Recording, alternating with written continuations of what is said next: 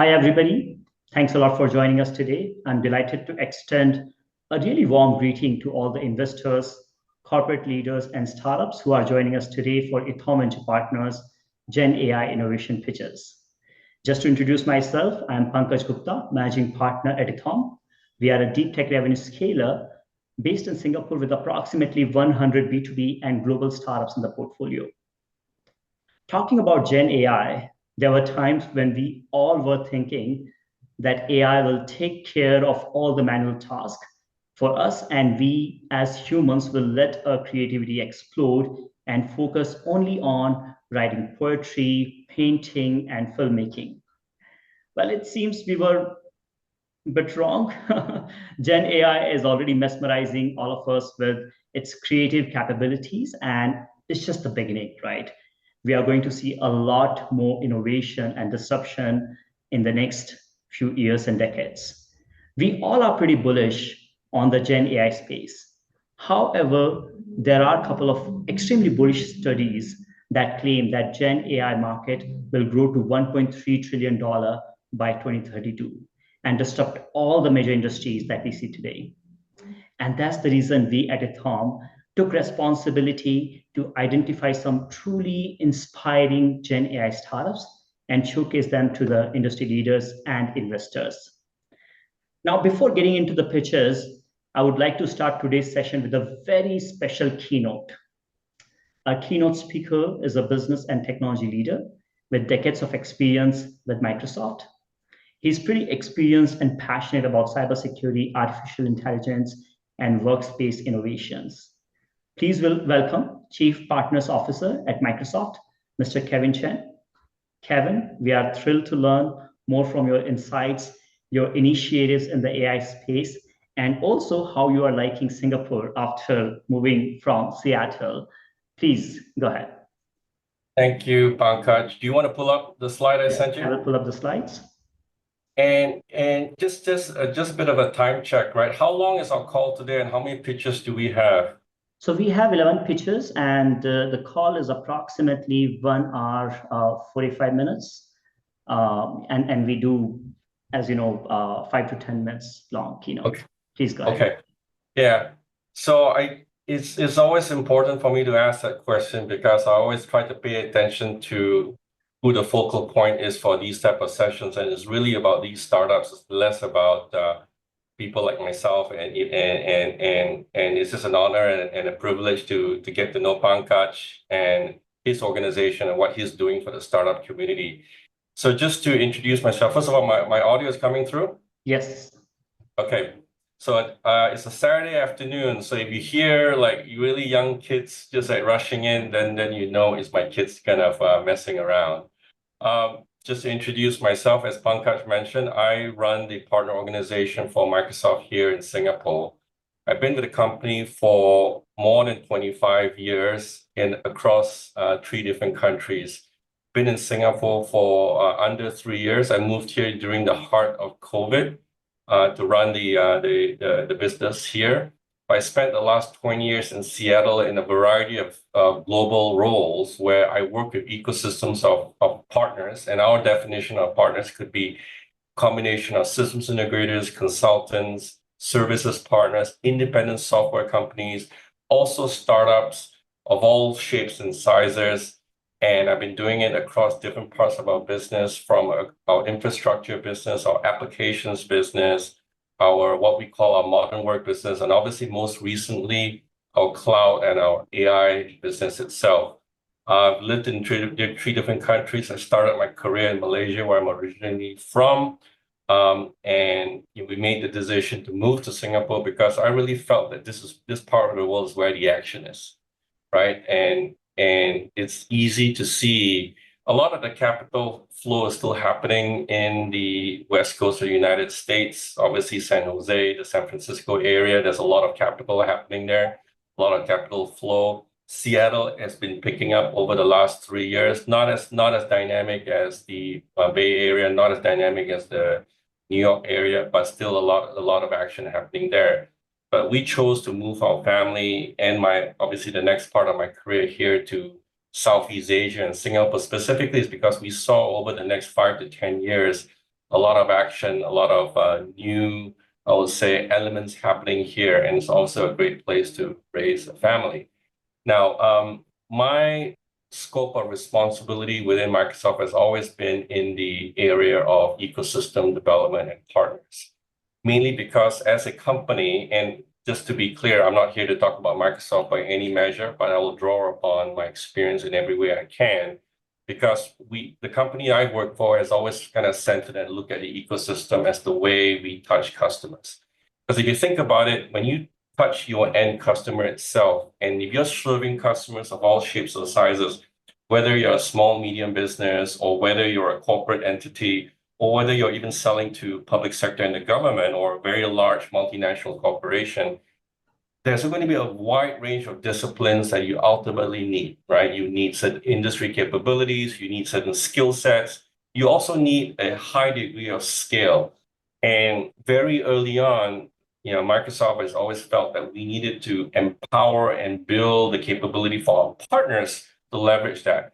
Hence the notion for this, where I've kind of hung my hat on in terms of my career to really empower all these partners. At the end of the day, Microsoft, we're a platform company, we're a tools company, and it's really when we work with partners to empower others to do amazing things with it, that's where we truly light up technology, and that's where we truly empower and customers. I've had the privilege of working with customers across in the entire globe itself. Right now, I clearly focus on the region in Southeast Asia and Singapore, but in the past, I've worked in Western Europe, I worked in Latin America, I worked across the Americas itself. I've brought companies with certain capabilities across the different markets. I brought them to Eastern Europe, brought them to much of Western Europe, brought them to the Americas.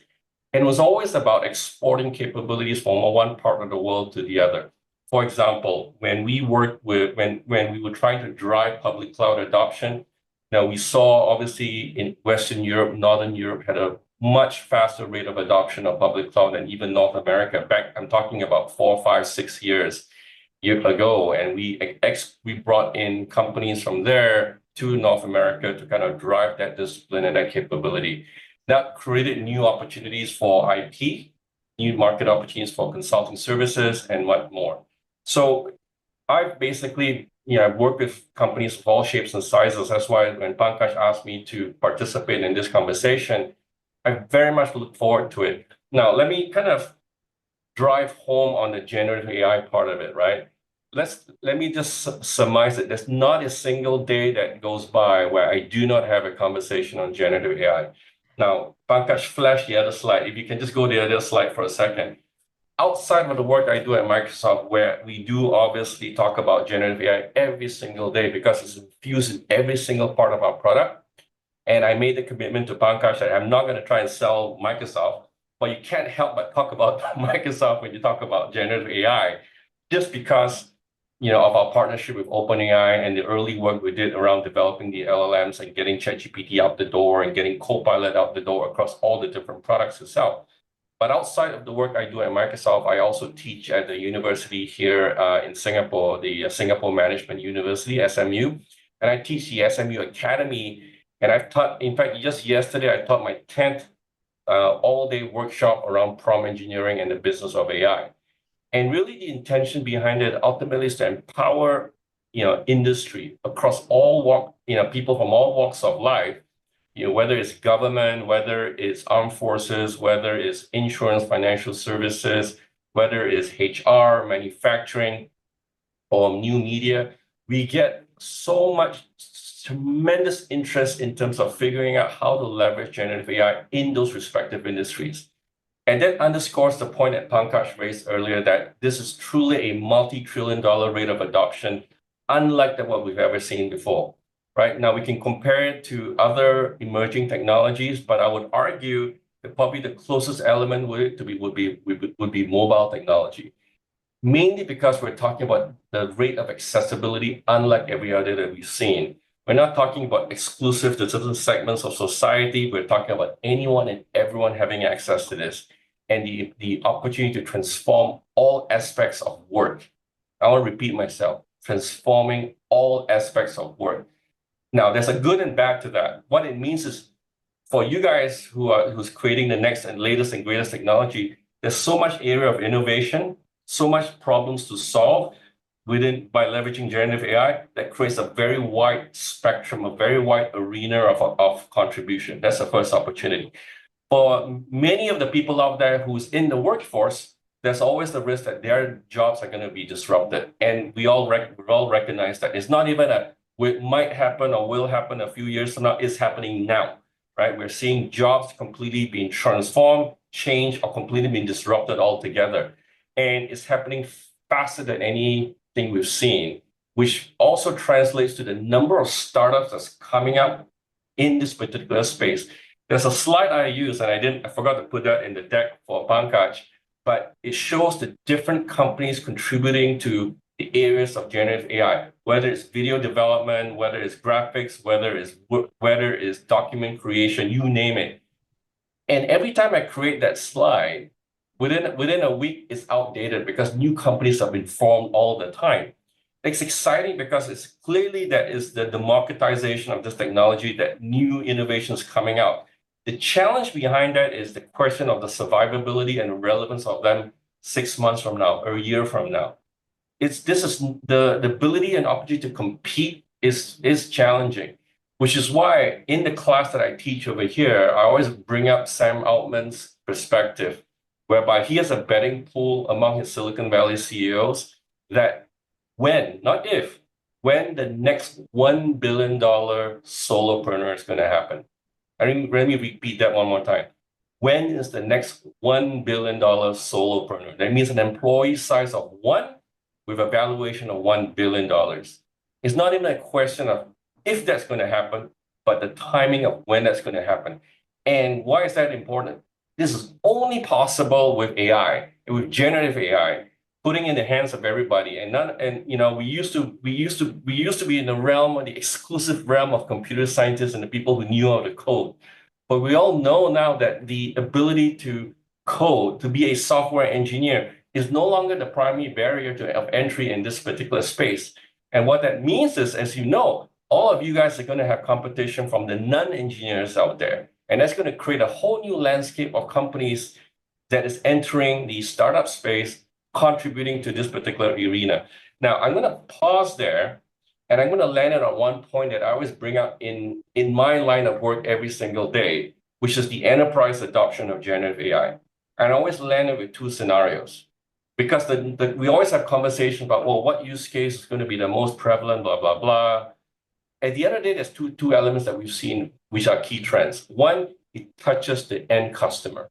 That means the customer who buys your technology, it touches their end customer. That's the first thing.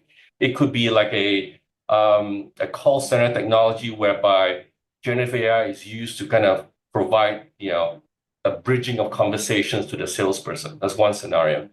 HR, right? Touching the employee. The other scenario would be completely transforming the processes in a way that the CFO of the company would have no choice but to buy off on it.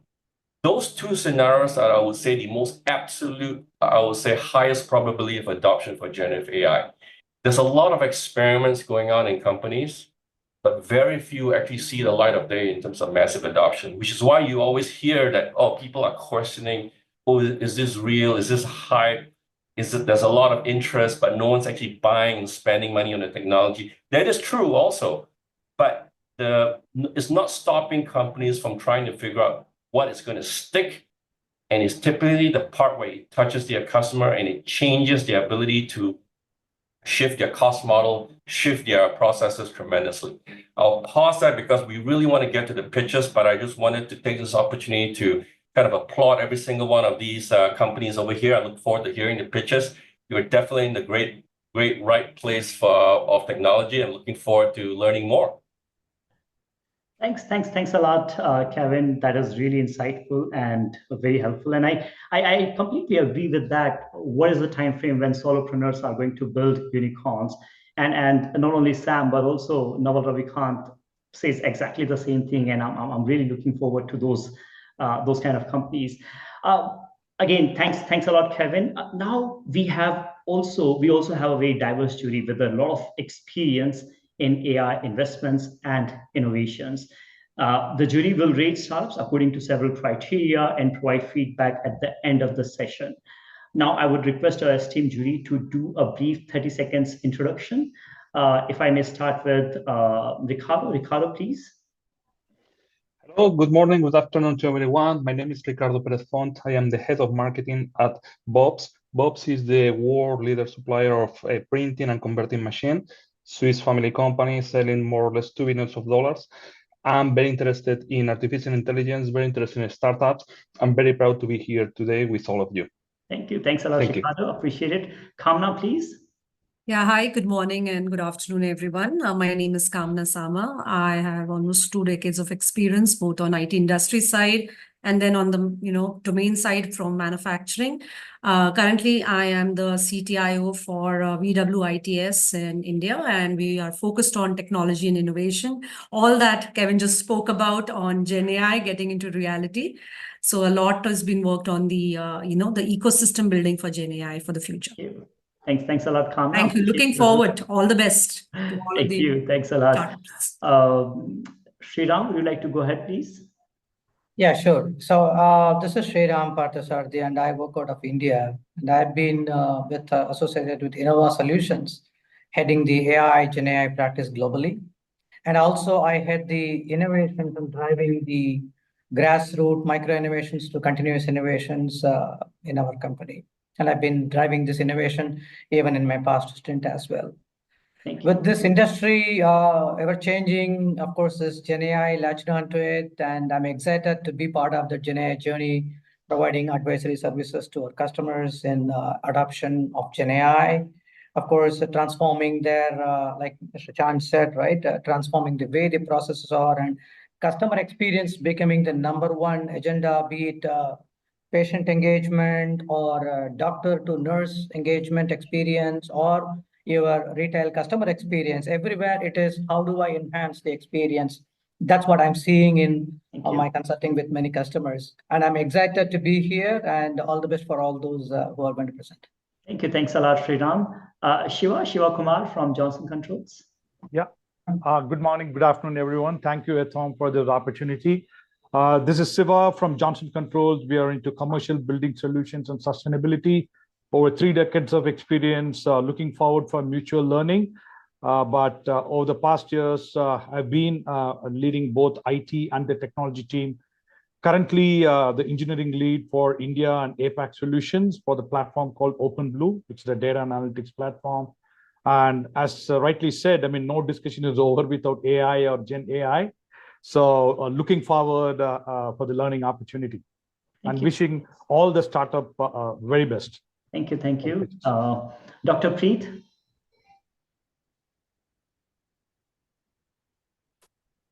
Dr. Preet from Invest India. Please unmute yourself. Yeah. So I'm Dr. Preet. I lead AI adoption for the government. I work for Ministry of Commerce and Industry. Most of my experience and training have led me to be able to translate gov to tech and tech to gov. So I work on that intersection. All the best. Thank you. Thanks a lot. Ajay, could you please go ahead? Yeah, so first of all, thanks Pankaj and Madhu for the opportunity. So hello everyone, I'm Ajay Pandey and I am a practice head in Wipro. I handle all the niche skills technologies like non-functional engineering, data assurance and cloud, everything related to cloud, GCPs, mainframe, service virtualization, etc. And we do a lot of Gen AI work in quality engineering space. And like someone mentioned before, looking forward for the mutual learning here. Thank you. Thank you. Thanks a lot. Do we have Piyush? Piyush, please. Or Manish, do you want to go next, please? Manish? Manish from Wipro. Sorry, I was talking on mute. Piyush, go ahead, please. I will go next. All right.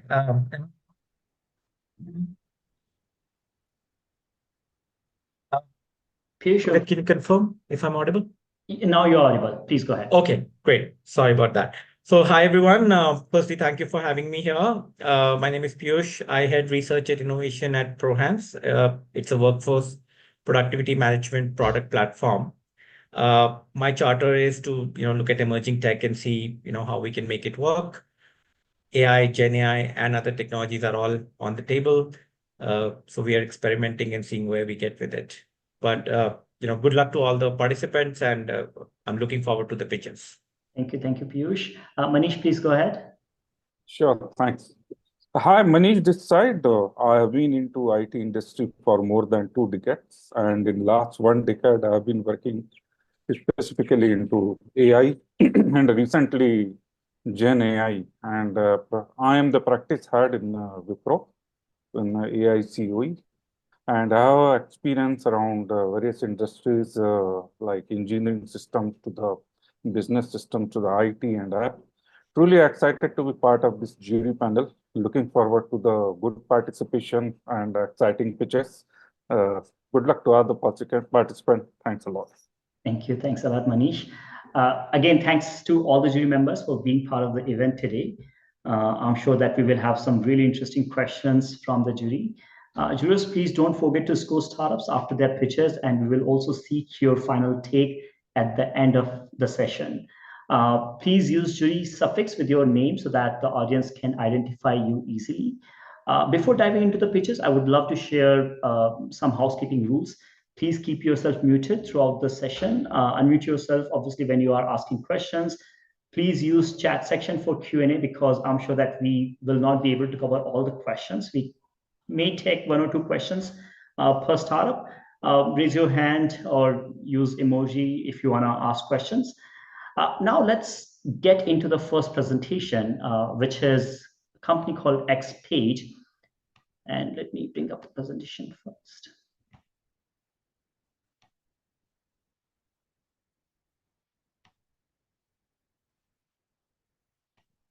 Okay, xPage is offering a platform to provide AI-powered landing pages for e-commerce success. And here we go. Hello, my name is Anas, the CEO and co-founder of xPage.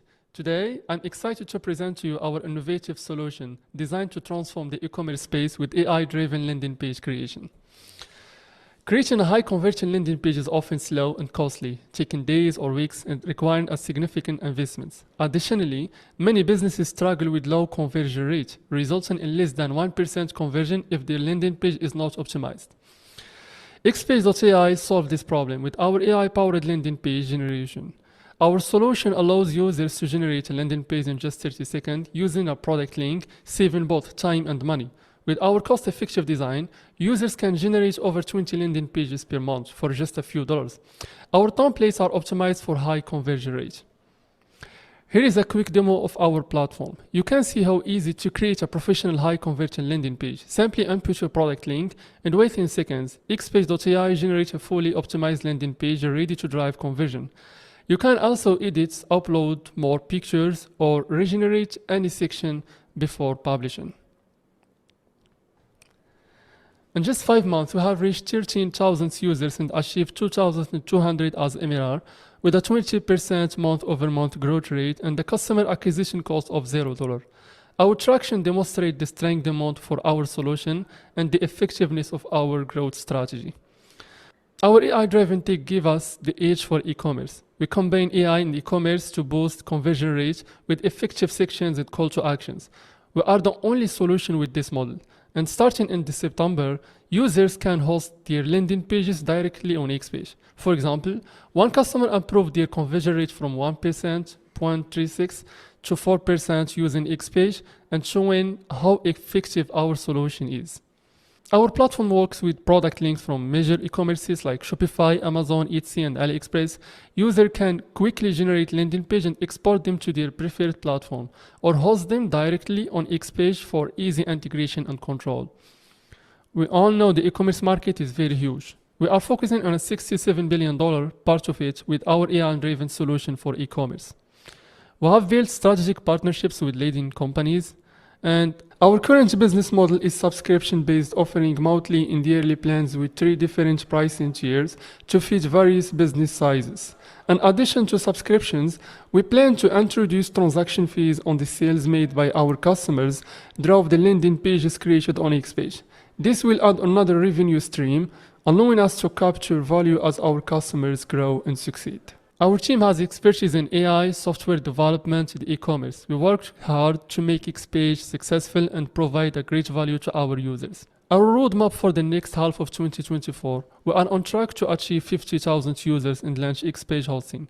And the next year, we will develop the xPage store builder with over 50 templates. By 2026, we plan to launch xGen AI, our in-house AI for xPage. To achieve these milestones, we are seeking for $500,000 in funding to speed up the development, expand marketing, and enhance our product features. Thank you. We are excited about xPage potential, and we look forward to your support. Let's win together. Okay, we have Anas on the call to answer your questions. Julie, please.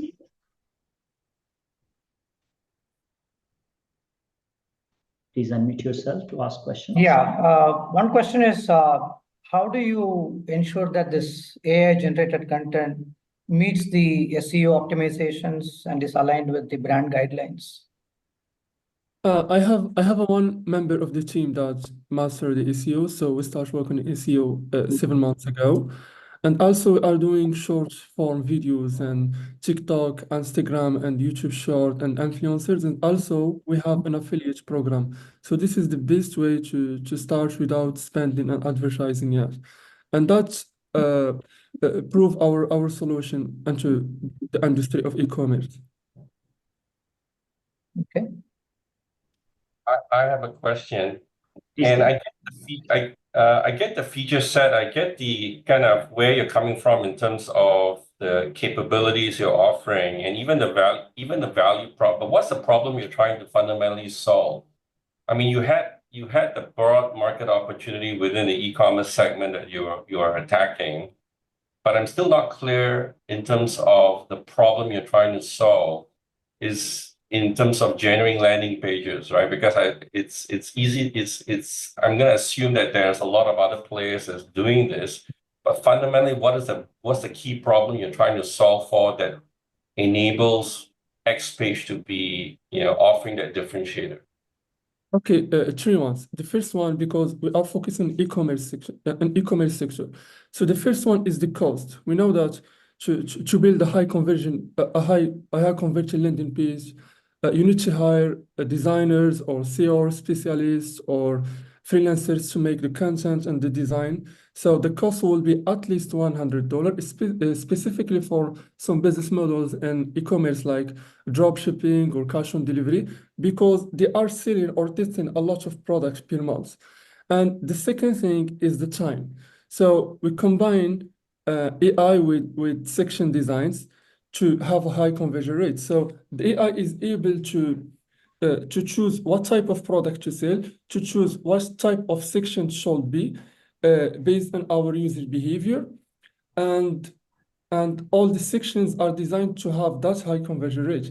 So the cost and the time, because we are able to generate a fully landing pages in just a few seconds, like 30-second maximum.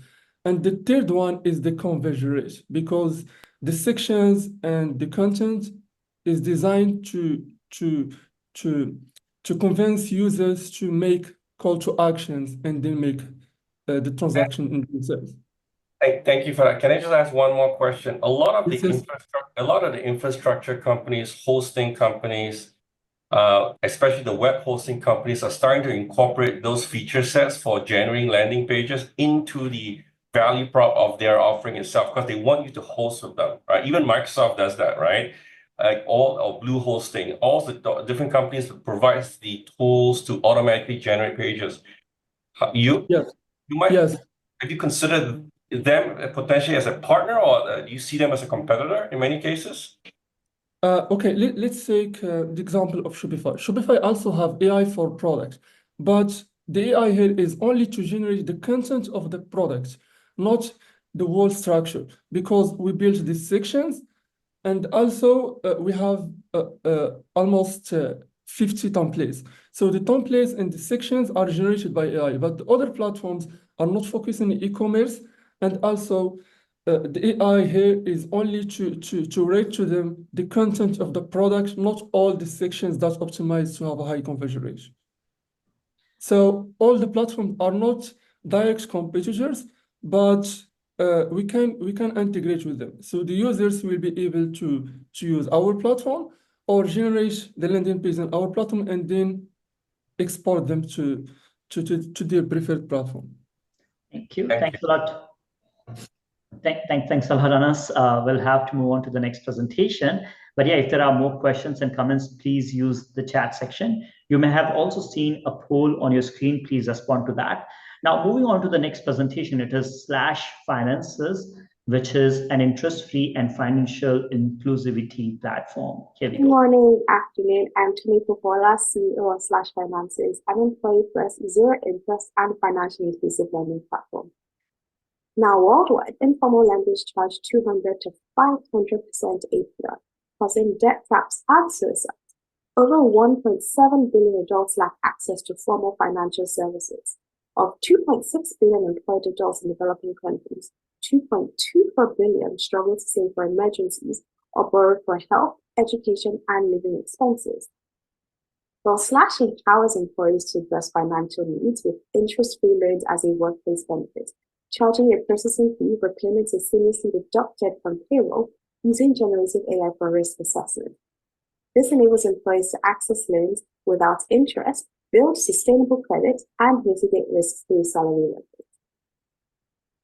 Slash employs generative AI for credit scoring. Using alternative and real-time data for precise evaluations, our models simulate scenarios, provide real-time updates and predictions, include underbanked populations, enhance fraud detection, and offer scalable customized lending solutions. Now, this ensures accuracy and financial inclusion, giving us a competitive edge. We have three revenue sources: employee lending, which offers interest-free loans to employees with a 5% processing fee per loan; marketplace, where employees purchase from retailers with a 5% fee paid by the retailer; and payroll services, which charges employers between $10 to $500 per month. We target SMEs, SMBs, and enterprises, addressing a global TAM of $132.6 billion. Slash has launched a private beta in Nigeria and plans to expand across Africa, Asia, South America, aiming for global presence. We're in private beta with over 400 transactions processed and 200,000 employees waitlisted. Below are some of our waitlisted and targeted clients, such as the Gambian government and the Red Cross. Expect us to generate an ARR from $250,000 to $10 million once onboarded. Our roadmap includes geographic expansion, predicted revenue, raises, and user growth. We project $7.5 million in revenue by 2025, 52.5 by 2027 with expansion into Asia, and 700 by 2029, adding in South America, of course. In 10 years, our ARR could reach $17.5 billion if we capture just 19% of our target market. Now, this demonstrates significant potential. We're currently raising $1 million to cover 18 months of runway, unlock Africa, onboard 450,000 users, hire 12 staff, and achieve a projected ARR of $13.5 million. We're impact-focused, seeking long-term benefits for employers, employees, and investors alike. Using generative AI, our model is scalable, risk-eliminating, and innovative, and we're also committed to reshaping the lending landscape. Based in London, I have over 10 years of experience pioneering innovation across Europe, leading multi-million-dollar projects at AWS, FCA, and JP Morgan, specializing in fintech, cloud infrastructure, and generative AI. My co-founder in Nigeria, head of partnerships, has 11 years of fintech experience, serves on the IFRC Africa board, and is a Forbes 30 under 30 nominee. Our dedicated team, each with at least 6 years of experience, are committed to driving meaningful innovation. Thank you for your time, and I am happy to take any questions. Okay, let's see if we have questions for Tommy. Yeah, Manish, please go ahead. Yeah. So you mentioned that you are using predictive machine learning models in your solution.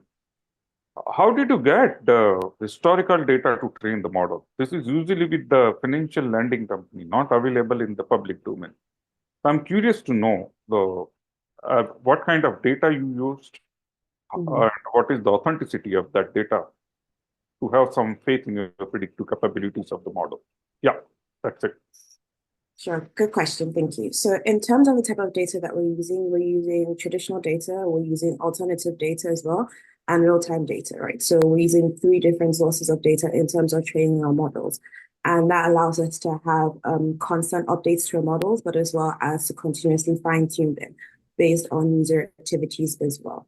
Now, alternative data is also a huge source of our data just because of financial inclusion and also the areas that we're trying to build financial inclusion inside of. So we constantly use that to train our models, and we're constantly using that to update our models.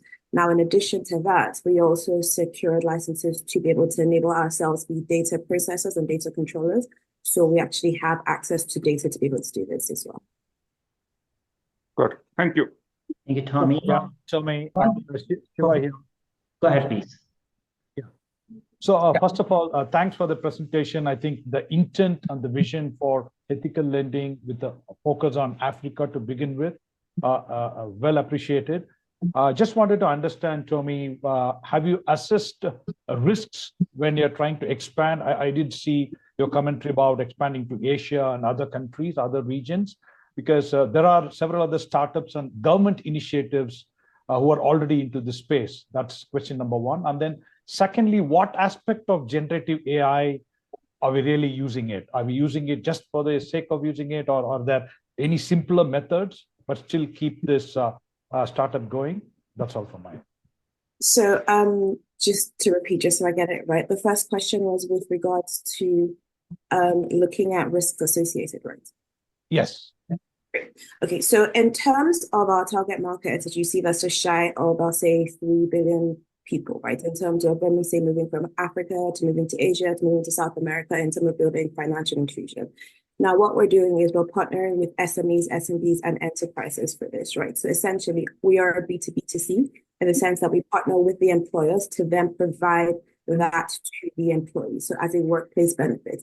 Now, what this means is that we sign actual contracts and partnerships with the employers, right, to be able to enable this, and we're also able to leverage salaries. So not just adding in the generative AI aspect of it, but then also we can leverage salaries as well and help people build credit in a sustainable and ethical way. So we have looked at that, and currently when we even look at our default rates, we have a 0% of that because of the methods we've put in place, right? So this actually reduces that down a lot. Now, the second question was, sorry, I might have... What aspects of generative AI are we using here? Great. Okay. So what we're doing is essentially mainly for fraud detection and credit assessment. And the reason why this is really, really important is because of if you look at financial inclusion and you look at the parts that we're actually trying to hit and target, right?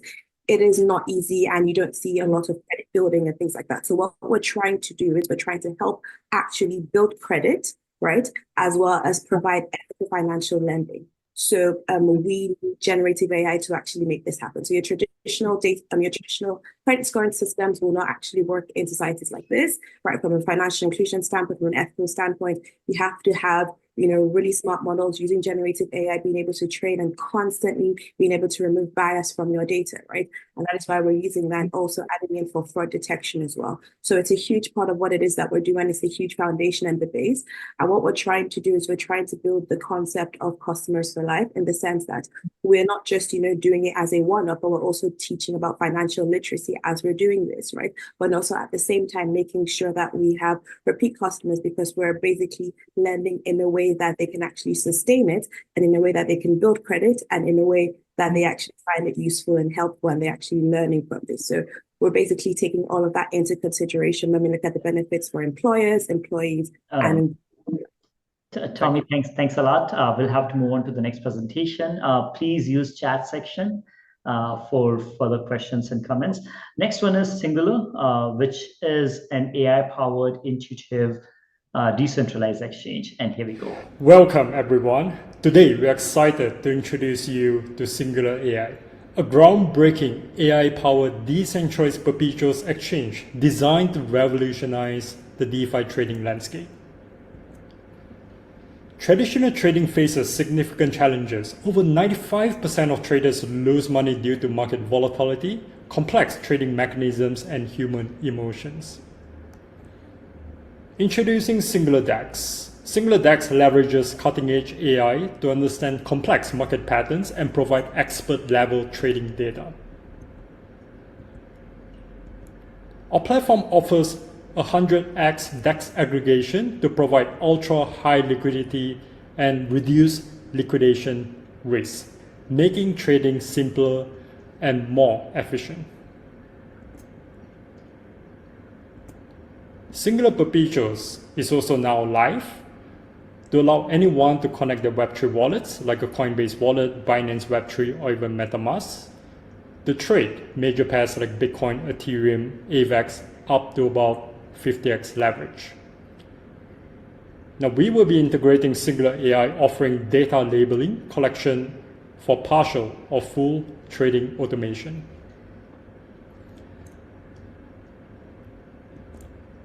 The global DEX market is expected to grow at a CAGR of 23.6%, reaching $835 billion. Additionally, AI-powered platforms are projected to grow at $2.15 billion. SingularDex is perfectly positioned to capture a significant share of these expanding markets. And we operate on a 0.5% transaction fee for swaps and perpetual trades. Our AI as a service model offers subscription tiers from basic to advanced. Our platform combines state-of-the-art decentralized exchange technology with advanced AI, including deep learning and neural networks, to trade pattern recognition and high-performance trading. We have already achieved a substantial traction of 35,000 users from 142 countries. With 10 plus institutional partners and 7 plus global awards, our user base is growing rapidly, and we are on track to unlock 100,000 clients by 2025.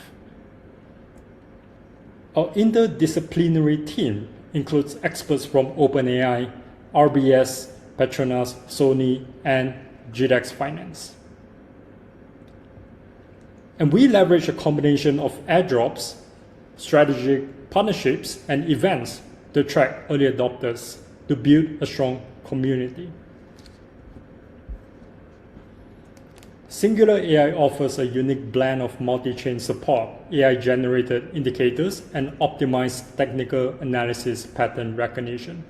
Our platform is a cost-effective and easy-to-use platform, setting us apart from both established players and new startups.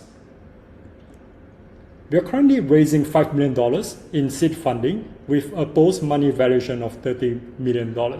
This investment will enable us to scale our platform, capture first-mover advantage, and achieve our projected valuation of $1 billion by 2028. So join us in revolutionizing DeFi trading with AI-powered precision and liquidity. Visit singulardex.com to learn more or book a meeting with us to invest in the future of decentralized trading. Thank you. One question. Go ahead. Should I go ahead? Go ahead, Manish. Yeah.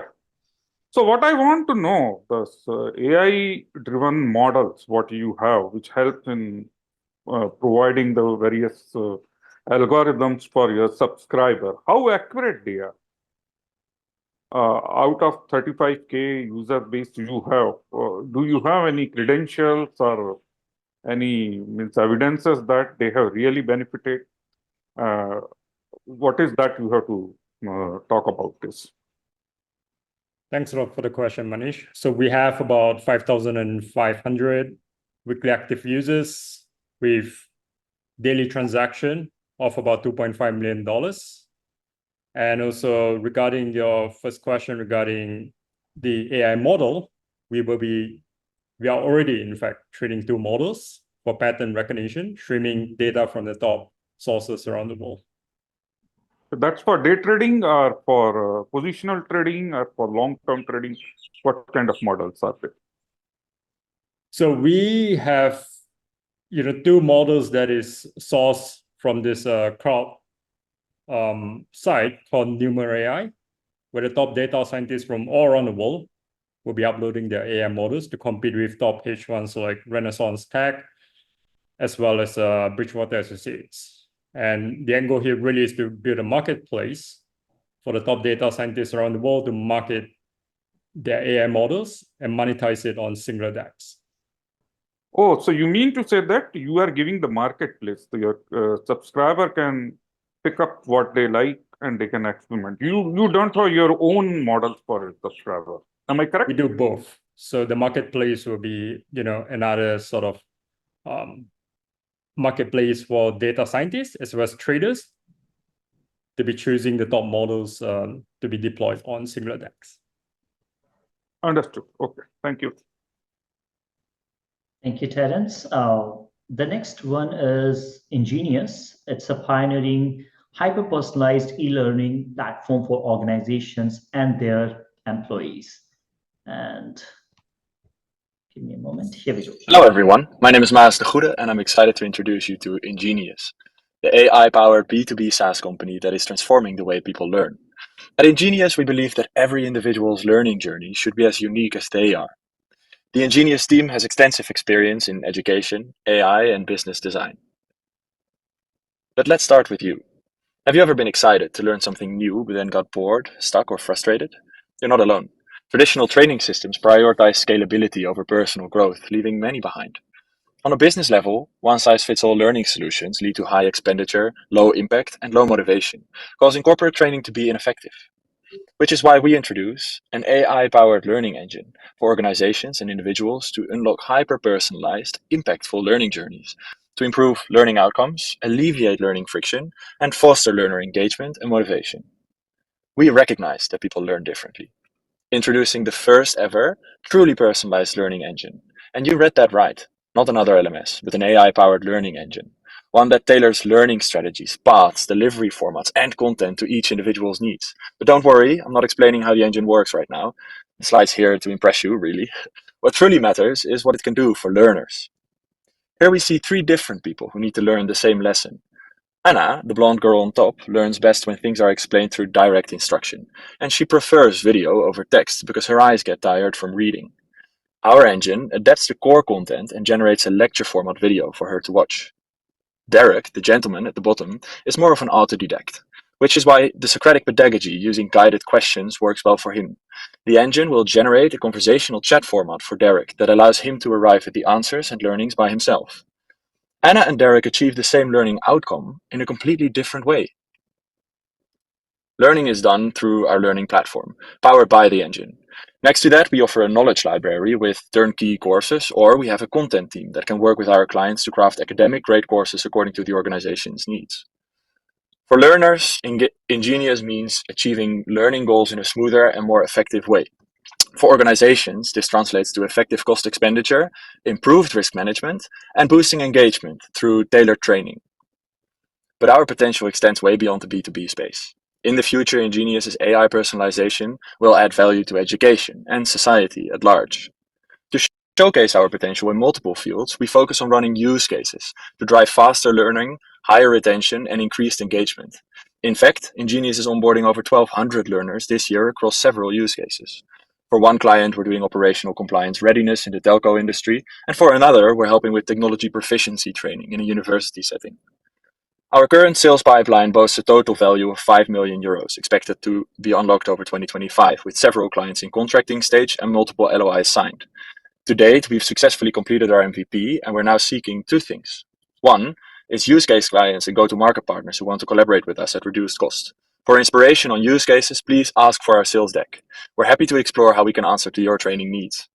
Two, additional funding to evolve our platform from minimally viable to minimally lovable, scale our operations, and expand our market reach. The current investment opportunity is 1.4 million euros with a minimum ticket size of 200K. This investment gives us a 12-month runway during which we will onboard 5,000 learners to bring in 1.7 million euros in revenue. For more information, please inquire about our investment collateral. ROI.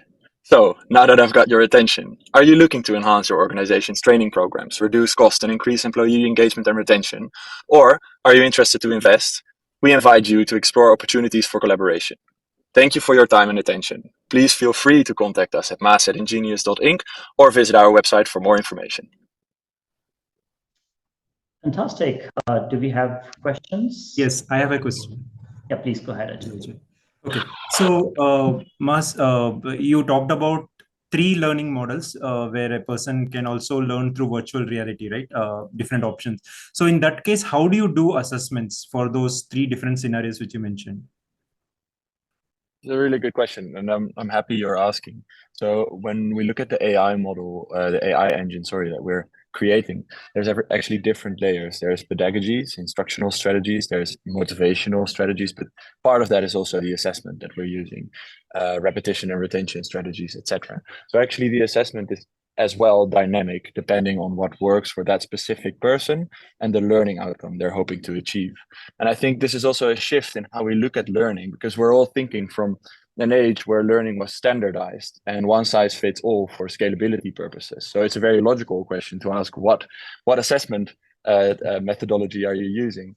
But essentially, that's what makes Ingenious special. That's a dynamic thing that we're adapting to the individual. If that answers the question. Yeah. Thank you. One more question. Let's take one question from Sachin. Sachin, please. Yeah, so excellent presentation. I would say great opportunity on using AI for individual learning. My question over here is around the feedback that you have been receiving from end users, particularly what are the most valuable opportunities they are seeing from using AI-based learning services, and what are the areas they feel that you could be doing better over here? What's the feedback?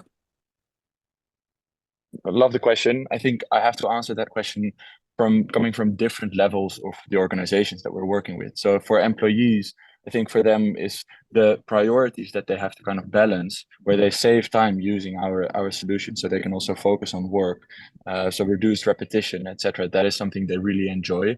If you look at the higher level of the organization, say leadership, it's the risk management because of the increased course completion rates and increased engagement, where we're really making strides.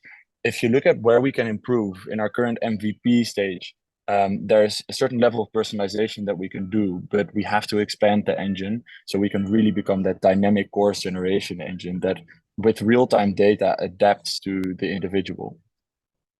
Okay, got it. Thank you. Thank you, Mas. We will have to take more questions in the chat, please. Next one is Kushi, which offers multi-layer AI agent tailored for crypto marketing and analytics. Here we go.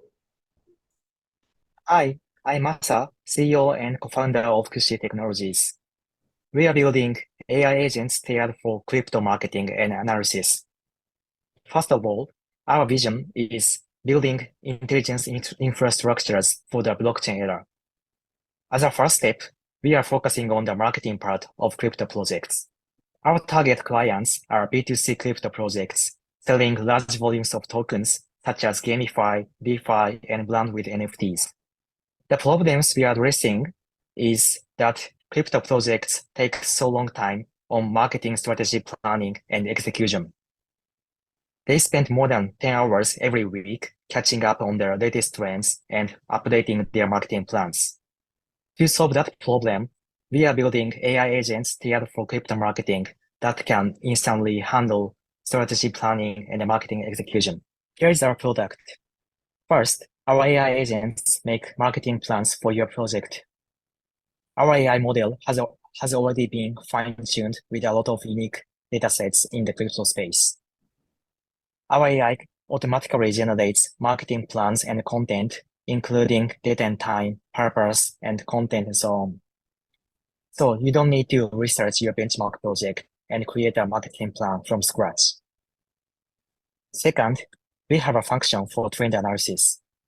With this function, you can check the summary of the latest trends related to your project. Our AI updates the marketing plan and content based on these latest trends. Third, we have a function for target audiences. This function visualizes crypto wallet addresses behind the Twitter followers, allowing you to check on-chain activities such as net worth and latest transaction. The point is, our not just a GPT wrapper. We have 3 main reasons for this. The first reason is that we are training our AI model with unique datasets from marketing professionals in the crypto space who are part of my personal network. The second one is that we have a system where our AI model keeps improving. The third part is that we use not only Gen AI model, but also machine learning in our crypto wallet analysis. From these reasons, I strongly believe that we are building not just a GPT wrapper, but a very unique and high-quality AI agent tool. Speaking of our traction, we already have a couple of paid clients, including one of the biggest marketing agency companies. Even though we are still in the closed beta stage, and we haven't started any marketing and sales yet. We have already seen success stories. While our beta clients are using our product, we found that our high-quality AI agents boost our client sales. For example, one of our clients increased their sales by $20K with our product. Speaking of market size, the crypto industry is very huge and rapidly expanding right now. And now is the best timing to start this startup business because the rapid expansion of crypto projects is expected to begin in 2025. And our team has expertise in the crypto domain and agents development, so we are the best team to realize this startup business. And this is our fundraising plan. We are raising $500,000 as a pre-seed round. I'll be very happy if we could discuss more. Thank you for your time. Okay, Ajay, please go ahead. Yeah, Masa, one question. Most of the things what you explained on crypto relates with gaming, and also if you see, it is closely related with metaverse, right? Like in metaverse, you have the concept of play to earn. So you also have snap to earn concept here, right? So while these metaverse itself has seen a very downfall in the terms of business, and also and crypto also has seen a slide. So you really see this business growing? Like, I mean, your projections have very high number. Great, thank you for your question. So in my opinion, you are right. I think this 1 and 2 years, crypto projects went down. But I mean, in my opinion, the crypto business exploding is going to start after 2025 because of the timing of Bitcoin halving. So I mean, like the number of crypto project is going to after 1 or 2 years. This is my prediction. Okay, thank you. Okay, next person. Being a volatile market, cryptocurrency, what is your plan in handling the complexity? Oh, sorry, I can't hear the question well. Yeah, no, what I said is this cryptocurrency being a volatile and complex, right? How are your agents going to adapt? Do you have a plan on how they will adapt to this volatility and complexity as they move along? I got it. Actually, our focusing point is the marketing part of crypto projects. So our marketing part itself doesn't have a lot of volatility yet. So I think our AI agent business is going to be a stable business compared to other crypto space. Yeah, that is my opinion. Okay. Thank you. Next one is Faraday, which provides AI-powered net zero intelligence. And here we go. Hi everyone, I'm Shahin. I'm co-founder and CEO of Faraday. Faraday is a London-based decarbonization intelligence company providing enterprise AI and analytics software for digitizing, automating, and supercharging the net zero efforts. With our AI offerings, we help businesses to navigate for complexities of energy saving, sustainability reporting, compliance for regulations, and most importantly, strategic decision-making for decarbonization. We help companies, energy and sustainability managers, facilities managers to collect, analyze, report energy and sustainability data and reduce the carbon footprint by providing a streamlined system for data management, data collection, a single global hub to consolidate the collected carbon emissions, ESG, water, waste, and other operational data in our platform. It simplifies and speeds up the decarbonization and compliance efforts and reporting efforts. So this is our platform architecture in a nutshell. We have a wide range of data sets that we collect from IoT devices, meters, sensors, ERP systems, building management systems, etc.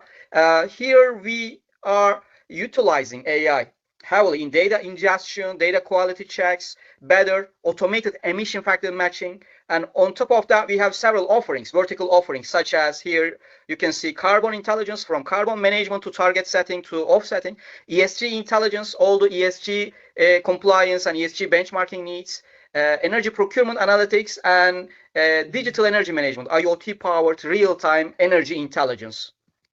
And on top of that, we have decarbon AI, most importantly, like the generative AI powered layer of the platform that we launched recently. What is that? It's a multi-AI agent framework for managing multiple specific AI agents, such as ESG agents, supply chain agents, or compliance agent, energy saving agents. So very specific agents specialized in single vertical tasks. We are developing these agents more and more, and there is an orchestration layer on top.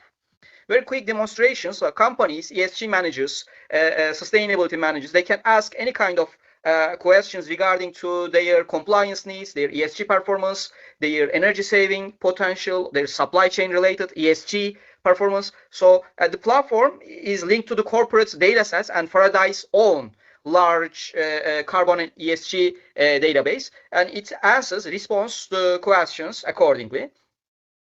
We have multiple AI use cases running behind of decarbon AI, like ESG related data extraction from corporate documents, or hotspot detection for carbon emissions, or decarbonization project recommendation for particular sectors and domains.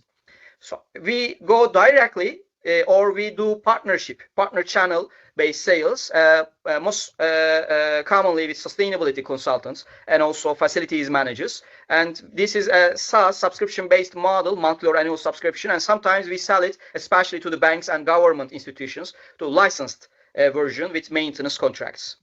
The company is London-based, commercialized in 2017. Right now, we are around 40 people based in our London, Istanbul, and Singapore offices. And till now, we raised $4.5 million VC funding from Silicon Valley, UK, Switzerland, Singapore, Istanbul, and Dubai-based venture capitals and angels. This is the leadership team. We have people from different institutions like Siemens, IBM, or MIT, Harvard. So we combine our experience to commercialize the product. We have strategic partners like KPMG, Microsoft, and EthAum. They are like reseller partners or value-added resellers or system integrators, or just let's say ecosystem partners. And we have clients like CBRE, Zara, Marks and Spencer, Shell, IKEA, DHL, Vodafone. So we have like wide range of clients in different sectors, especially in the UK, Europe, and Middle East regions. That is our current focus. This is our revenue growth for the last couple of years, and we are targeting $3 million total revenue in this year at the end of 2024, and more than half of that will be recurring revenue. We raised $2.4 million in our last funding round with a post-money valuation of $15 million. Right now, we are raising pre-series A round of $1 million. 500K is already committed, and some of them deployed, so we are looking for 500K more. And this investment, together with our Series A investment next year, will be matched with a non-dilutive R&D grants already secured around $2.5 million. That is all from Faraday. I would love to answer your questions. Thanks a lot. Okay, let's take one quick question. Yes, Kamna, please go ahead. Yeah, I just have a question here. If you can just deep dive into and help us understand, is it just the aspect of monitoring and areas of actions is called out, or does this platform also use Gen AI and AI capabilities on opportunities and suggestion on opportunities of optimization? And because energy is varied, right? Energy sources, e-waste. So it's a very, very vast domain of ESG. If you can just deep dive quickly into, how are you, what kind of models are being designed, and is it in the optimized phase, or is it leveraged only in the monitoring phase right now of ESG, monitoring and reporting? Yeah, thanks. We have several AI use cases on top of the monitoring, reporting, and analytics. Especially, we developed use cases like predictions, anomaly detections, decarbonization project suggestions, and we trained all these vertical LLMs and plus tools, not just LLMs, but other AI agents with thousands of different documents, different sources, and also our extensive database. We have been managing more than 20,000 facilities for the last 7 years. We have a huge data set for each vertical of retail, banking, supermarkets, logistics, or hospitals, shopping malls, manufacturing. So we are utilizing that data sets in order to do benchmarks and anomaly detections. Thanks a lot, Sahin. We'll have to move on to the next presentation. Sorry, please take more questions in the chat section. Next is Brick and Mortar AI, which uses Gen AI and computer vision to offer customer analytics for retail spaces. Here we go. Hi, my name is Saad, and I'll be talking about brickandmortar.ai. My co-founder and CTO is a PhD in computer vision, Fulbright Scholar, winner of the Google Research Scholar Award, and also the area chair of CVPR and NeoIPS. I'm the CEO. I have around 16 years of retail tech consulting experience in developing intelligent and predictive models. Lack of actionable data has a huge cost, 20% of the bottom line. And it's not such an isolated incident. Around 84% of companies are affected by it. First of all, we have developed a AI-driven video analytics system, which sits behind existing CCTV infrastructure. It processes everything and churns out actionable intelligence all in real time. Our ROI is less than 3 months because we enhance customer earnings and experience. We have a very stable growth rate, and we're on target to reach our revenue forecast of $1 million by the end of this year. So that is the past, the backstory. Today, we are here to talk about the future. And we're not talking about Gen AI just because it's in fashion for all the good reasons, like high potential and high investments. We're here to talk about because we have a lot of data. Our video analytics system, which I just talked about, it is a treasure trove of data. It is running 24/7 across multiple locations, and it has fine-grained data about customer analytics. We have a lot of transactional insights to build on. What we're talking about here is a 360-degree conversational intelligence. It has multiple parts. The first part is fairly easy. We have data from video analytics. We have a language model. We train it together, and we can generate a lot of interesting and intelligent conversations, which is already very value-adding. But that's just the start. Based upon the conversations, we can generate charts and other visualizations like heat maps to answer very key business questions. But this is, again, not the whole picture I'm talking about. Our transactional AI system has a lot of demographics-related information about demographics of customers. Based on that, we can generate online advertisements and also advertisements for the physical world. So the ads are being generated based upon the demographic profile for both online and physical retail. The business case is very simple. In a conventional method, generating an advertisement has a cost of $750. Now multiplied by the time of advertisements you need to create. Also, online reviews is a very big topic. One bad review can cost a company 30 customers. Persistent bad reviews can cost the company 22% of their revenues. But there's a flip side also.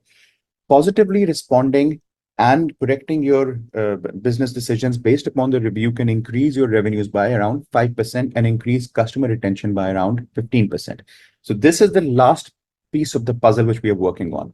Analyzing feedback, processing it, generating conversations based upon the feedback to people who need to make the decisions, and generating responses for the people with the negative reviews. And this will then complete our 360-degree conversational intelligence. It will have video analytics, connection with existing ERP and POS systems, with IoT devices if needed, and the online review section. We are forecasting to do $65 million ARR in the next 3 years. That is after a very conservative conversion rate of 0.25%. Gen AI could well become a $1.3 trillion market by 2032. So we are currently raising $500,000 to leverage our existing power of data and core competencies. We'll be investing in customer acquisition. Our LTV to CAC is already 20x, so it's already very robust. And we will be investing in key team hires for the Gen AI team. Thank you very much. I'll be looking forward to talking to you. Okay. One question I have is, when it comes to the physical retail, Is your product based on this vision video analytics? Are you also having a feature for storefront optimization, wherein in the store, depending on how the store layout and all those things are optimized? Yes. Can you throw some light? Yes, based upon the footfall and demographic-based footfall. Yes. Okay. Is that an existing feature, Yes. or you are planning to build? No, it is. We already do that. We already do that. Even especially, it's very important for large places like huge exhibition halls or entertainment parks or things like that. That's very much needed for those clients. Yeah. And how do you handle the data and privacy? Obviously, when you are dealing with capturing, it's a common question. But, Yeah. That is. So basically, we have two alternatives. When data privacy is a very big issue, we process it on the premises. So it sits inside the premises on a very small edge device. All the data is encrypted, of course, and we do not store any video data. So once the data comes from the CCTV, it is processed, and only it's the analytics which is there, but we don't store any video related information anywhere. Okay. Thank you, Saad. Next is Art, which provides AI-powered creativity platform to generate unique arts, design, and fashion. Here we go. Hello, my name is Paul. I'm CEO and co-founder of Art. We create new era of art and design with cutting-edge AI technology. We started our company as we see strong demand from regular people around the world who want to be part of beautiful art world. But now they can't afford it because of price and lack of connections. And this is where we can help. Another pain point, what we see is professional creators don't have tools which could help in inventing something new, just hundreds of Photoshop replicas around. But we can be a limitless source of inspiration for them. Finally, we help B2B clients such as interior design studios, creative agencies to save millions by optimizing their creative departments. We create at low price and according to schedule. We address three domains: art, design, and fashion. We started with art domain in order to demonstrate our technology. Currently, it is capable of producing unique artworks of different genre, style, and artist manner.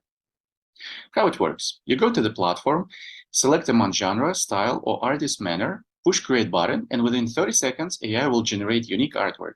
You can check it in different interiors just to see if it works for you. After, you can get ready artwork as high-resolution digital copy or physical copy in the form of fine art print, metal print, or canvas. It will be delivered right to your door.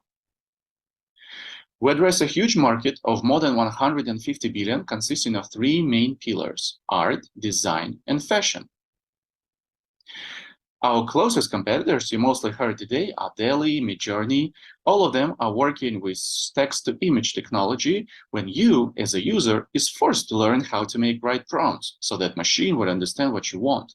But this is not user-friendly approach because it looks like learning programming. Instead, we have our own proprietary tech, which we have been developing since 2020. We use better user approach with visuals instead of prompts. As for business model, we're a SaaS company with three main subscription plans: Basic, Pro, and Enterprise. We start as freemium. After, you will need to choose among available plans. As for progress, we launched our private beta, built community with no marketing costs, so it's purely organic. Early this year, we launched eCommerce and we have first sales. Plus, we have waitlist of B2B, B2C contacts ready to use our platform as soon as we go live. Please see what people are saying about our product. We have tons of compliments. As a next milestone, we plan to have payable users by the end of this year. As we go live with the platform, we have a commitment as a company to reach ARR of 1 million within 12 months after launching. So who made it possible? It's myself. I have more than 15 years of corporate finance and operations in Fortune 500 companies. My co-founder, Ash, he's data scientist and has many years in AI domain. We have great advisors and team behind us. What we ask is 1 million, which mainly goes to product development. And when I say about product development, I say back-end the product, front-end part. From back-end story, everything is ready. Expert team members, and great part here is all of them are already interviewed and ready to join as soon as we have funds, and marketing campaign, which is already prepared in details and ready to be implemented.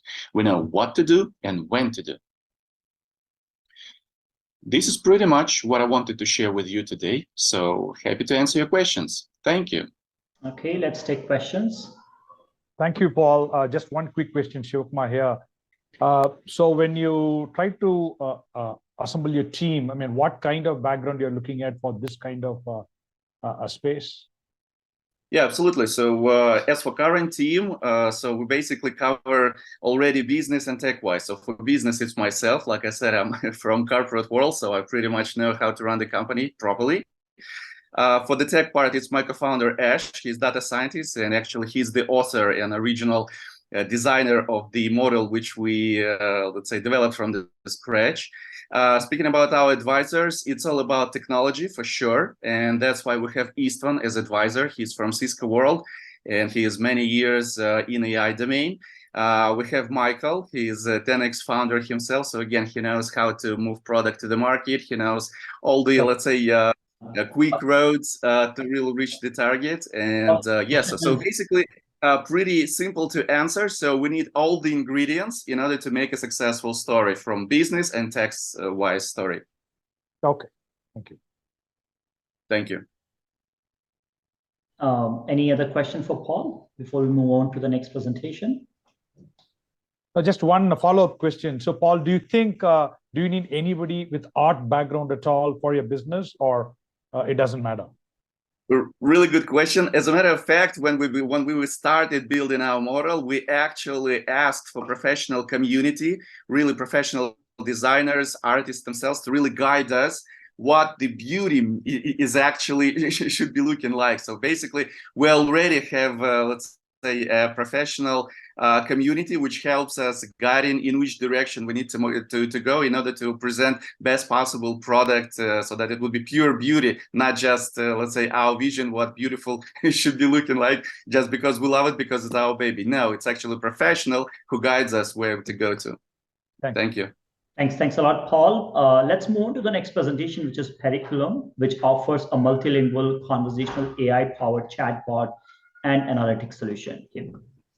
Hi, my name is Michael Collins, and I'm the founder and CEO of Curriculum. And I present to you Prolific, a multilingual conversational AI-powered chatbot where data is transformed into intelligent conversations. Human attention spans are at an all-time low, and with the ever-increasing reliance on data, we are at a very huge inflection point. Prolific unleashes the true potential of data by breaking down the barriers between raw data and human comprehension. With Prolific, data becomes an active participant in conversations that matter, offering insights, recommendations, and engagement beyond traditional data analytics can provide. Curriculum created Prolific, and our mission is to make data accessible, relatable, and actionable through the magic of conversations. Now I'm going to present a short demo based on the functionality of Prolific. Now here's the dashboard right here, and I'm going to upload a file. I'm going to choose this very deck that I'm presenting to you right now. We've uploaded it, and now we're going to analyze. And in a few seconds, it's ready. So now we can ask it questions like summarize.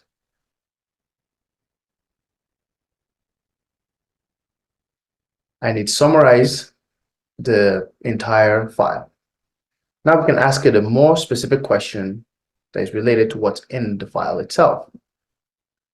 Like, what is Prolific's competitive advantage? And Prolific's competitive advantage, it's its ability to provide large data extraction, it's trainable, multilingual AI chatbot, unified data insights, and tailored customization. Now let's ask it the exact same question while testing its multilingual functionality. We'll ask it the exact same question, but in French.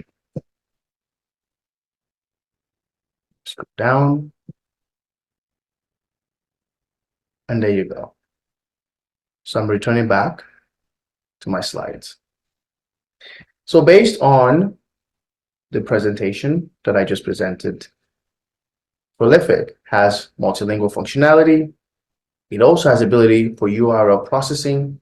It's customizable, and it has local currency subscription, where you don't have to pay in one currency over others. Here are some of the organizations that are currently using Prolific.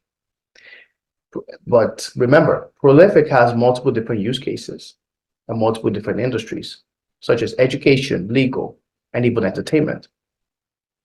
Here is what multi-award-winning Nollywood actor Timothy Eccleston has to say about Prolific. I use Prolific for my script reading. It summarizes plots and helps me to focus on individual scenes and my characters' lines, so that I don't have to read whole scripts. I can move from script to script quickly and easily. We have a team of world-class experts in software, data analytics, and generative AI. And we are raising $500,000 as part of our $2 million seed round. Thank you very much. Okay, unfortunately, Michael is not on the call. Oh. So if you have questions for Michael, please put them in the chat section. And I'll be taking Michael's questions. Yes. Fantastic. Please go ahead. Quick question. It's a very crowded space, chatbots which are analyzing documents and then doing summary and what you just described. How do you plan to differentiate yourself, or just get out there in the market and make a mark for yourself? Yes. So for us, we are not just looking at processing documents. It's a multimodal use case for B2B as well as B2G and B2B2C, where we are analyzing different document files and generating responses in different languages. So our focus is also on multi-language communication, where you have different use cases, different target audiences that are able to use these languages in underserved markets across Africa, across Asia, in that sense. Okay, thank you. Thank you. If you have more questions, please use chat section. Next one is Red Links, which offers a platform for easy and efficient deployment of AI models on any cloud or on-prem. Here we go. Hi, I'm Alessandro Devo, and welcome to Red Links, where cutting-edge AI meets practical solutions. Our team of experts transforms industries with innovative AI technologies, creating tailored solutions to address specific business problems. At RedLinks, we specialize in creating tailored AI solutions, and our custom AI models are designed to address specific business problems, ensuring that each solution is perfectly suited to meet your unique needs. We have a software as a service business model, developing AI models on commission and providing annual management, maintenance, support, and continuous training. This ensures your models are always up to date and performing at their best. How do we do that? With MLServe, our proprietary AI model serving platform. MLServe allows for easy and efficient deployment of AI models on any cloud or on-premise platform, making AI accessible and manageable for all businesses. The global AI market is valued at over $150 billion in 2023 and projected to grow at a rate of 36.8% until 2030. The MLOps market is expected to grow at a 33.5%, indicating significant investments in new AI solutions. MLServe is user-friendly and simplifies loading AI models for those with minimal technical expertise in model serving or cloud infrastructure management. Our platform ensures compatibility with a wide range of environments, offering flexibility to deploy AI wherever needed, covering for both large corporates and small businesses. With centralized management, MLServe provides a hub for overseeing and maintaining all of your AI models, streamlining the entire process. MLServe automatically selects optimal hardware based on specifications like latency, model size, and requests per second. It uses advanced pruning and quantization techniques for efficient deployment and includes detailed monitoring and explainability features. Integrating seamlessly with major AI libraries and platforms like Hugging Face and OpenAI, MLServe enables automatic download and deployment of models, ideal for the latest foundation models that often don't require parameter fine-tuning. Designed for straightforward and efficient AI deployment, MLServe automates hardware selections, ensures no model or cloud lock-in, reduces inference costs with advanced pruning and quantization techniques, and allows instant deployment of open source or proprietary models. These are some examples of how our technology has been applied to various applications, from image analysis for turf disease localization to real-time video monitoring for old infrastructure management and time series analysis for material characterization in additive manufacturing. We are raising $500,000 to expand MLServe from an internal tool to a comprehensive AI serving platform, aiming to commercialize it as a standalone SaaS for companies and AI developers globally. Our long-term vision includes creating a marketplace for AI models, allowing the community to buy, rent, and sell models within our platform. Our team comprises seasoned experts in AI, machine learning, computer vision, and software development, all committed to delivering top-tier solutions. Choose RedLinks for our innovative approach, academic excellence, and cutting-edge technology. Born from the Department of Engineering at the University of Perugia, we combine research excellence with practical, impactful AI solutions. Thank you. Okay, questions for RedLinks? Can you talk about any differentiators? Because this is again a crowded market where all the hyperscalers are already providing features, MLOps, LLMOps, whatever it is, right? And how do you differentiate yourself, number one? And you said multiple cloud platforms. How will you integrate with those cloud platforms when they're already offering? How you integrate and work? Yes, good questions. For the first one, we plan to differentiate with our platform because we plan to focus on inference and on make it that easier and faster than many other current platforms. So we plan to make it like what WordPress made for websites. So we think that many companies that now have website probably will have also their internal models. So we plan to make it very easy to do that for the companies. Sorry, the second question was? Sorry, what I was telling is the integration with the already existing hyperscaler platforms. If I have already deployed on Azure or AWS or wherever, how will you integrate with that if I have to leverage? Yes, we plan to integrate with the most common platforms like Google, AWS, etc.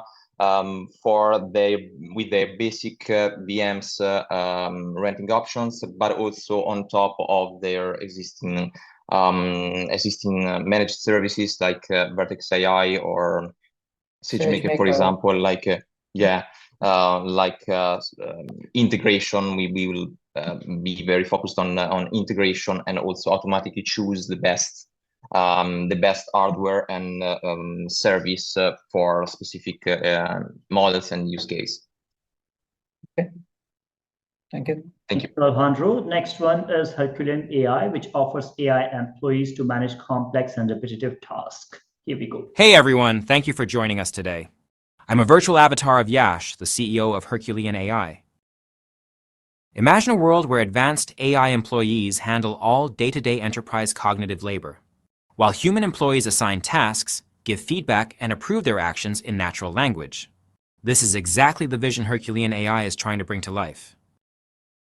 We've successfully bootstrapped Herculean AI and launched Herculean Basic, which is already being tested for free by several businesses.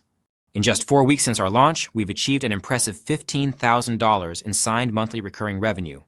With over 25 businesses interested, we're confidently on track to reach $1 million in annual recurring revenue within the next year. A key highlight of our journey is that our GPU expenses are literally zero, thanks to our collaboration with EU HPC. We're leveraging the power of the Leonardo Booster, the 6th fastest supercomputer in the world, to build all our models. Additionally, one of the major organizations within the EU is using our software for report generation, underscoring the quality and reliability of our offerings. Herculean platform is extremely simple to use. Just like we onboard human colleagues and give them access to enterprise tools on day one of their joining, you can easily give Herculean AI employees access to relevant tools on the first day. That's it, then. Our AI employee can complete literally any task, I repeat, literally any task, within the scope of the given applications and databases it has access to. What sets these AI employees apart is that they are not only intelligent and good with tools, but also possess long-term memory and the ability to learn from human feedback and get better over time. Once deployed, you'll have the AI assistant ready to take your instructions and complete tasks autonomously. You can give instructions via our easy-to-use dashboard by clicking on Talk to Assistant, or through your preferred channels like Slack, WhatsApp, and more. Now let's ask our AI assistant to create a detailed report of all the trainings conducted by our customer support team during 2023 and save it as a PDF in the relevant Google Drive folder. The AI assistant will fetch all the relevant information from Salesforce, Google Drive, and other repositories it has access to, create a nice summary, and save it as a PDF in Google Drive. This saves humans hours of work and completes the task in minutes. Our ideal customers are small to medium-sized enterprises with 20 to 500 employees, which typically have faster sales cycles than larger corporations. In the US and Europe alone, there are over 60 million SMEs, representing a vast market potential of $300 billion per month. We are targeting 20% of this market as our serviceable addressable market, aiming to capture 1% of it, which would lead to $600 million in monthly revenue. We are seeking $2 million in funding to accelerate our growth and solidify key partnerships. Our goal is to reach $1 million in annual recurring revenue in the next few months. With this investment, we project a growth trajectory that will very conservatively lead us to $100 million ARR by 2030, offering a significant return on investment. Last but not the least, steering Hercules AI is Yash, our CEO and my human avatar, with a wealth of experience from Amazon, Adobe, and Accenture, and a track record of generating $150 million in ARR. Alongside is Kantha, our founding member from the Tübingen AI Center, bringing cutting-edge research to our foundation. And keep an eye out, we'll soon unveil a strategic advisor, previously a founding executive at DataRobot with a $250 million ARR impact. Thank you for your valuable time. Happy to connect for any questions or collaborations. Yash, the human behind Herculean AI, is ready to answer your question. Yes, Dr. Preet, please go ahead. So Yash, what part of this 2 million are you using to hire people? Most of them is going to our GTM. We'll be using a small chunk of it, around 25%, to expand our R&D team. We already have consultants who are working for us. I mean, from my previous companies who have worked for like almost 10, 15 years, I know them. So right now, I mean, there's a financial gap why they are like in other roles, but they want to like join. So we'll be bringing them on board, but most of the thing will go for a GTM. Thank you. Any other question for Yash? Yes, Yash, this is Ajay. I just want to know, we talked about virtual employees, right? So how many concurrent virtual employees can be used at a single point of time? Yeah. So right now, I mean, so there's no limitation. I mean, we use serverless deployments in cloud providers to silo the virtual employee in a container, and you can like spin off as many containers as possible. It's just how much money you're going to pay us, right? I mean, if you want to like deploy more virtual employees, you can. We charge $2,000 per month per virtual employee. So if you're gonna pay us, I mean, like more, I mean, you guys deploy more as well. Okay. So what is your deployment model? Like, you know, especially when you are spinning agents to connect to various enterprise systems and gather data. Major concern, right? What is your model like? What goes in the on-prem or what goes in the customer's cloud ecosystem versus you may have a SaaS control plan or whatever you have. What goes in there? Can you please repeat the question, Sriram? I The mean, there was question like is, yeah, if you can, I combine two questions, maybe I'll repeat, right? The deployment model to address the data privacy when it connects with enterprise systems and gathers the data, number one. And number two, in your hybrid model, if it is, which data gets stored in your cloud system and what is still retained within the customer ecosystem? Yeah, very good questions. I mean, I'll start with question number one. So regarding the data privacy, right? So we look at it at two different sort of like perspectives. So one is if our customers choose to use our own model, right? So this model can be deployed in-house as well, depending on their sort of like GPU capabilities and everything. But we also like provide capabilities to use our model in the cloud and third-party closed source, open source models as well. In that case, we use something like an obfuscation layer, right? I mean, like how Microsoft Presidio does. You take the data, you obfuscate all the PII information. If I'm saying that, hey, I mean, like, I am Yash, I want to create this report, you take Yash and you make it like Mr. Max or some like XXY, or like if there's like credit card information, you will do it XXX. If there's like some other location, you make it generic, right? So you obfuscate the data and then send it to the cloud. So that's the security layer which we have. Regarding your second question, I mean, we provide multiple deployment ways, right? I mean, like we provide on-premise and also like we provide, I mean, like hybrid sort of like mechanisms. So in terms of like the data storage there, we don't take the data, I mean, like for storage inside our systems for, let's say, structured repositories like Salesforce or ServiceNow or HubSpot, because that itself is a data store, right? So we do real-time processing. But if you have unstructured data store, right, like S3 buckets or your SharePoints where you have like huge amount of data lying around there, then we take permission from the users, and then we create our knowledge graphs and like vector embeddings and everything under the hood. So we have like both models and we make it very clear in our EULA and like in our agreements. And customers get to like make that selection because as I showed in the demo, you can like choose which databases you are connecting, right? So each database has a different storage model. If you don't want to like connect to your SharePoint because we are building a data lineage and like data model on our platform, you can just not connect it to the bot. Thank you, Yash. Graphs or the vector embeddings are in the prem, or is it on your cloud? It's on the cloud. I mean, like, but we are planning to like release a on-prem version as well soon. So as we speak today, it's on our cloud. Okay. Thank you, Yash. I know we are over time, but yeah, I would request our jury members to probably talk about one or two startups that stood out from their perspective. I know Ricardo had to leave. Ricardo, if you are still there, please share about one or two startups that stood out from your perspective.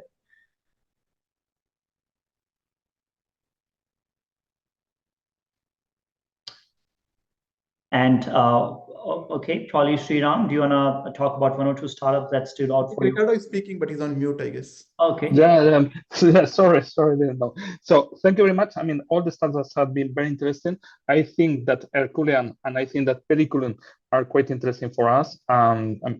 Congratulations for a nice job. Thank you. Thanks a lot, Ricardo. Appreciate it. Sriram? And yeah, definitely the Hercules one is that stood out, especially the rise of the autonomous agents is going to take the world, and a lot of agent-based workflow processing is going to come up. And I'm very curious to see how they are going to do that, especially considering the data privacy and other. The other one is while what is that? Let me refer my notes, which is the Fardai. The reason being, ESG, while I want to know more about it, because ESG is one major problem that comes to everybody's mind when I know in India, right, there is a company that has invested in 16,000 GPUs with NVIDIA. So many GPUs you are going to run, and it's going to, the energy and all those things is going to go away. So how are we going to track, and how are we going to contain and bring to the net zero is more important. So that is really another good use case. Thanks a lot, Sriram. Kevin, please. Thanks for sharing. It's kind of hard to digest and process all of it because we saw so many fascinating pictures. In fact, I'll be honest, I was struggling to keep up with we're going at such a fast pace. I was taking as many notes as I can while trying to kind of connect with some of them individually. But nonetheless, very fascinating pitches. I probably have more questions that I think it'll probably take time to kind of reach out. So I assume, Pankaj, there's a model for you guys to enable follow-up questions and conversations, because I think the survey is one thing. I think I selected the survey, but I think what's going to be important is my biggest takeaway from all of this is I think everyone's attacking the Gen AI opportunity in interesting ways. I think what's going to be important is probably more the market fit and the product fit itself to the opportunity, which I think I needed a little bit more time to understand.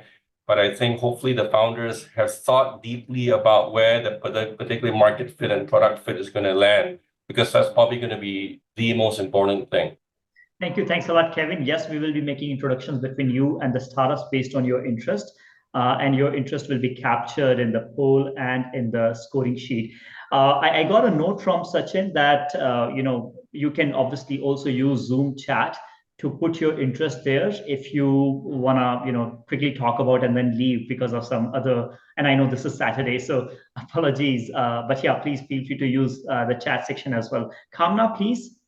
Yeah, I think I'm pretty much in line with Sriram. So I think the Herculean one and the sustainability, both of it, it's not that I mean, both are addressing a different time stamp right now from AI and Gen I's perspective. I think the ESG is definitely there. There are solutions out there in the market, but they have a really interesting model in which they've converted that entire the use case and the market and the way they have captured it, I think is good. Interesting is just to understand how their models are, go much more deeper there. And definitely the one of Herculean, I had no doubt about it. Those two were good. Even the learning one, I think, was good enough.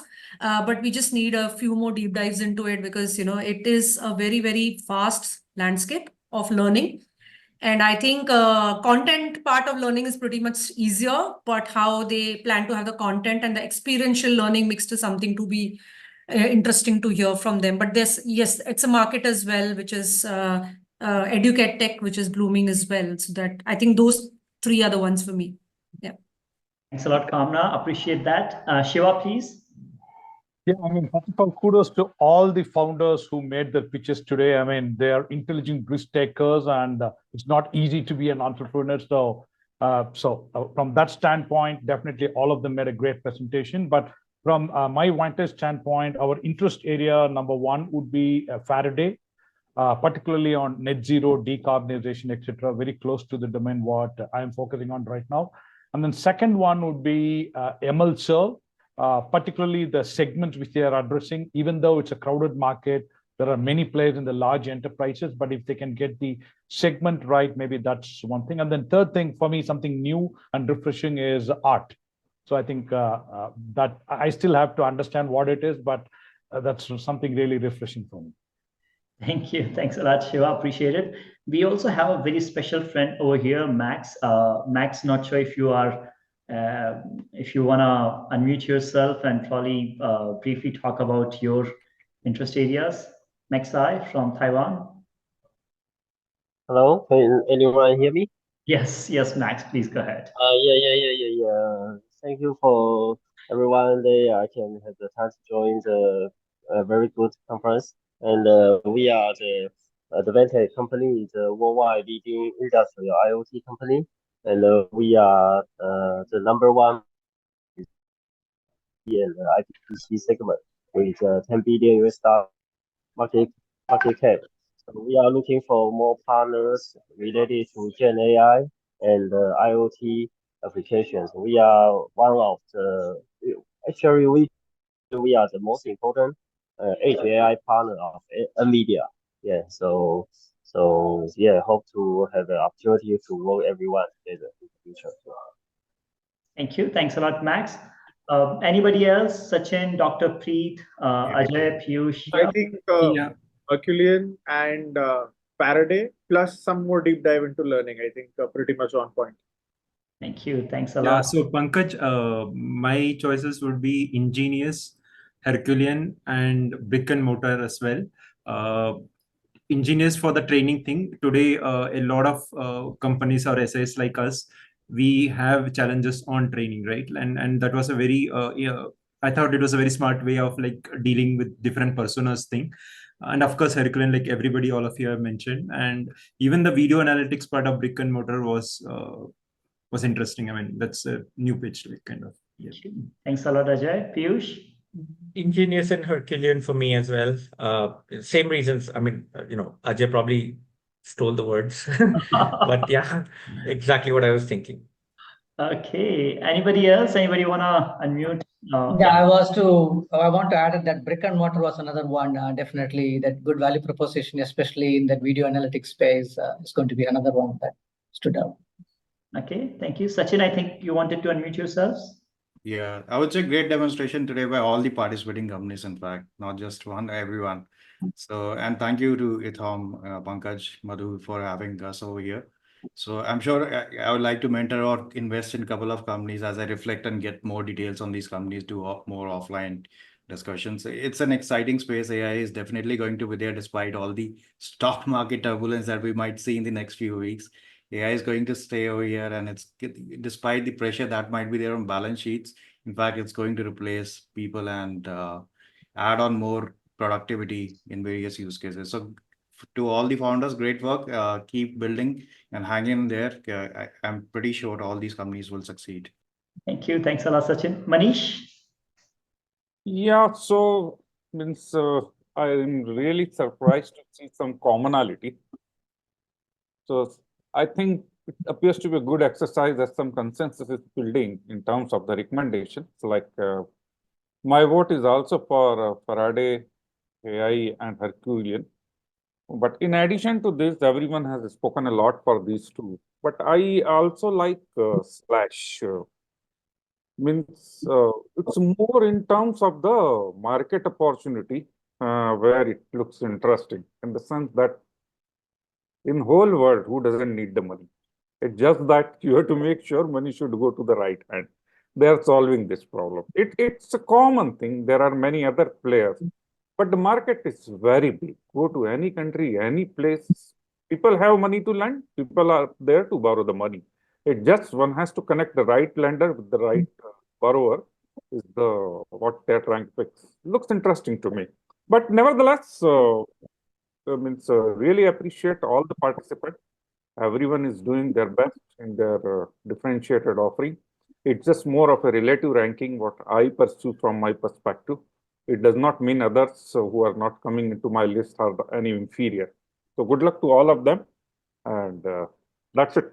Thank you very much. I completely agree with you, Manish, that everybody has done really, really fantastic job. Again, I mentioned this all the times that putting all the messaging, your value proposition, solution, competitive landscape, everything in 4 minutes is extremely difficult job. And if startups have been able to do that so well, then kudos to them, right? So really appreciate startups' efforts in building this video pitch. Thanks to all the jury members for your really fantastic feedback, insights. I'm sure that we will be connecting back with you to see how we can collaborate, how we can help each other. And I'm sure these startups will be able to help your big corporations in some way, one way or another, right? So we would love to seek those kind of opportunities as well. Thanks a lot to the audience. And again, let's keep reconnecting and see how we can support each other. Thank you, everybody. Appreciate your time, and we'll reconnect soon. Thank you. Thank you. Thank you, Pankaj. Thank you, Thank you very much. everyone. Have a very good rest of the day. Take care. Thank you. Thank you. Thank Bye-bye. you. Thank you very much. Have a great weekend. Bye-bye. Take care.